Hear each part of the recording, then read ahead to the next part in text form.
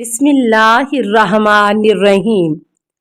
السلام علیکہ یا صاحب العصر والزمان۔ نمبر 4، کون سا جہاد بہتر ہے؟ فرمایا جس میں اپنا خون بہہ جائے۔ نمبر 5، کون سی نماز بہتر ہے؟ جس کا قنوت طویل ہو۔ نمبر 6، کون سا صدقہ بہتر ہے؟ فرمایا جس سے نافرمانی سے نجات ملے۔ نمبر 7، بادشاہان دنیا کے پاس جانے میں آپ کی کیا رائے ہے؟ فرمایا میں اچھا نہیں سمجھتا۔ پوچھا کیوں؟ فرمایا کہ اس لیے کہ بادشاہوں کے پاس کی آمد و رفت سے 3 باتیں پیدا ہوتی ہیں۔ نمبر 1، محبت دنیا۔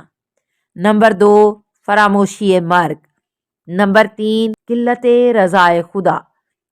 پوچھا پھر میں نہ جاؤں؟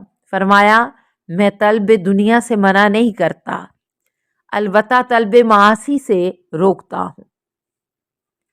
علامہ طبرسی لکھتے ہیں کہ یہ ایک مسلمہ حقیقت ہے اور اس کی شہرت عامہ ہے کہ آپ علم و زہد اور شرف میں ساری دنیا سے فوقیت لے گئے ہیں۔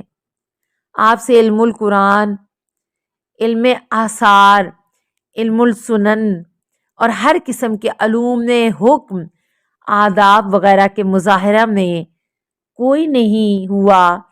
بڑے بڑے صحابہ اور نمایاں تابعین اور عظیم القدر فقہا آپ علیہ السلام کے سامنے زانوئے ادب طے کرتے رہے۔ آپ کو حضرت صلی اللہ علیہ وسلم نے جابر بن عبداللہ انصاری کے ذریعے سے سلام کہلایا تھا اور اس کی پیشن گوئی فرمائی تھی کہ یہ میرا فرزند باقر العلوم ہوگا، علم کی گتھیوں کو سلجھائے گا اور دنیا حیران رہ جائے گی۔ اعلام الورا، صفحہ 157، علامہ شیخ مفید۔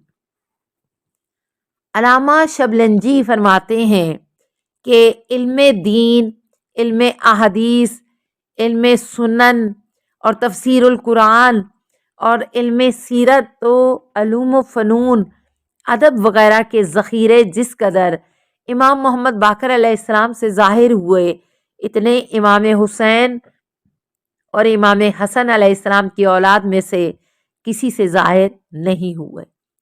ملاحظہ ہو کتاب الارشاد صفحہ 286، نور الابصار صفحہ 131، ارجاء المطالب صفحہ 447۔ علامہ ابن حجر مکی لکھتے ہیں کہ حضرت امام محمد باقر علیہ السلام کے علمی فیوز و برکات اور کمالات و احسانات سے اس شخص کے علاوہ جس کی بصیرت زائل ہو گئی ہو، جس کا دماغ خراب ہو گیا ہو اور جس کی طینیت و طبیعت فاسد ہو گئی ہو، کوئی شخص انکار نہیں کر سکتا۔ اسی وجہ سے آپ کے بارے میں کہا جاتا ہے کہ آپ باقر العلوم، علم کے پھیلانے والے اور جامع العلوم ہیں۔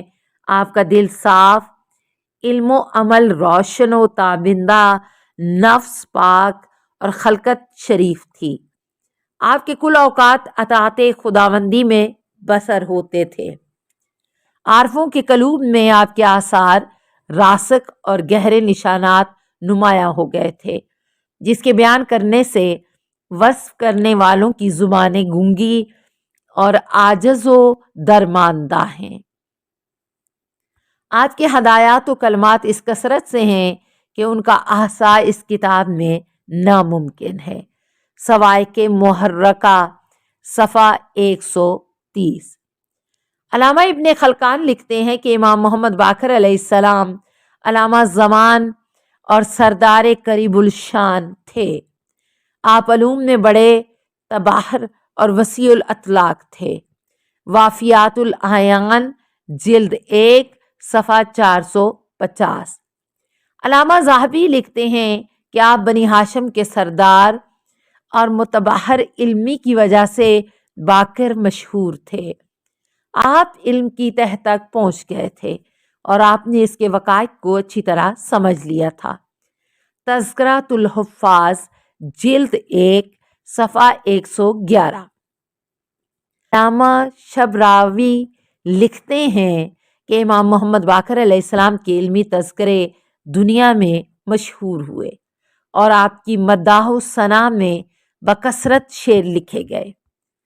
مالک جہنی نے یہ 3 شعر لکھے ہیں۔ ترجمہ: جب لوگ قرآن مجید کا علم حاصل کرنا چاہیں تو پورا قبیلہ قریش اس کے بتانے سے عاجز رہے گا، کیونکہ وہ خود محتاج ہیں، اور اگر فرزند رسول امام محمد باقر کے منہ سے کوئی بات نکل جائے تو بے حد و حساب مسائل و تحقیقات کے ذخیرے مہیا کر دیں گے۔ یہ حضرات وہ ستارے ہیں جو ہر قسم کی تاریکیوں میں چلنے والوں کے لیے چمکتے ہیں اور ان کے انوار سے لوگ راستے پاتے ہیں۔ التحاف صفحہ 56 و تاریخ الائمہ صفحہ 413۔ علامہ ابن شہر آشوب کا بیان ہے کہ صرف ایک راوی محمد بن مسلم نے آپ سے 30,000 حدیثیں روایت کی ہیں۔ مناقب جلد 5 صفحہ 11۔ حضرت امام محمد باقر علیہ السلام اور اسلام میں سکے کی ابتدا۔ مورخ شہیر ذاکر حسین تاریخ اسلام جلد 1 صفحہ 42 میں لکھتے ہیں کہ عبد الملک بن مروان نے 75 ہجری میں امام محمد باقر علیہ السلام کی صلاح سے اسلامی سکہ جاری کیا۔ اس سے پہلے روم و ایران کا سکہ اسلامی ممالک میں بھی جاری تھا۔ اس واقعے کی تفصیل علامہ دمیری کے حوالے سے یہ ہے کہ ایک دن علامہ کسائی سے خلیفہ ہارون الرشید عباسی نے پوچھا کہ اسلام میں درہم و دینار کے سکے کب اور کیوں کر رائج ہوئے۔ انہوں نے کہا کہ سکوں کا اجرا خلیفہ عبد الملک بن مروان نے کیا ہے، لیکن اس کی تفصیل سے ناواقف ہوں اور مجھے نہیں معلوم کہ ان کے اجرا اور ایجاد کی ضرورت کیوں محسوس ہوئی۔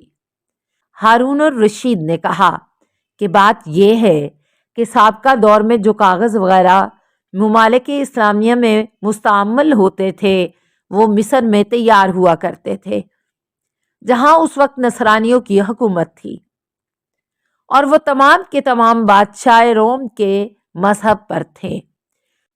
اللہم صلی علی محمد ابن علی باقر العلم و امام الہدی و قائد اہل التقوی والمنتجب من عبادک، اللہم و کما جعلتہ علما لعبادک و مناعا لبلادک و مستودعا لحکمتک و مترجما لوحیک و امرت بطاعتہ و حذرت من معصیتہ فصلی علیہ یا رب افضل ما صلیت علی احد من ذریتہ انبیائک و اصفیائک و رسولک و امنائک یا رب العالمین۔ اللہم صلی علی محمد و آل محمد